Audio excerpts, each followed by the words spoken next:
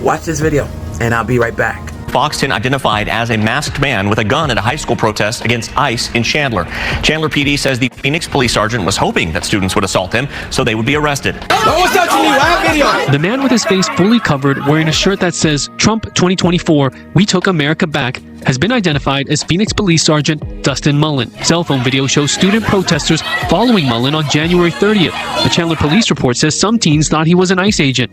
Mullen was armed with an exposed handgun in a holster and 2 extra handgun magazines. He later told officers that his plan was to let the protesters assault him so he could have it filmed and, quote, get these kids in jail if they want to break the law. Why do we have this grown man inserting himself in the middle of a high school protest to cause fear? Phoenix council member Anna Hernandez is not holding back after seeing our report. Chandler police also say Mullen told officers he had supporters on the way and some had rifles. At the time, no one knew Mullen was a Phoenix police officer. The students were very justified, in my opinion, to fear for their safety that this is a violent person that's trying to attack us. The Chandler report listed Mullen as a victim after a teen girl allegedly threw water on him from feet away. You will not assault. You can see an officer talking to Mullen, and the report says he was advised to protest elsewhere due to the tense situation. Police submitted misdemeanor charges of assault and disorderly conduct against the teen to the juvenile court, but the county attorney's office declined to prosecute.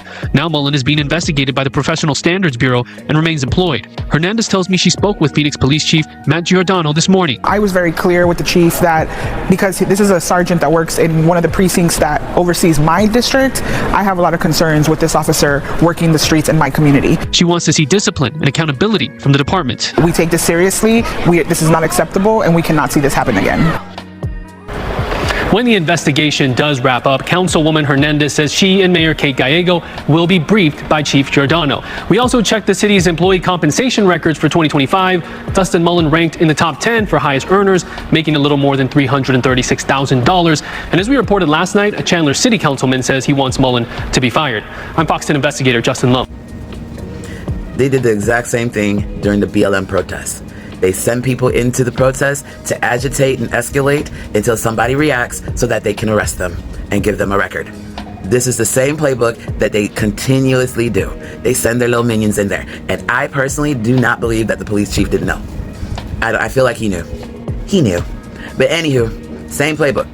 What is a grown man doing at a high school protest?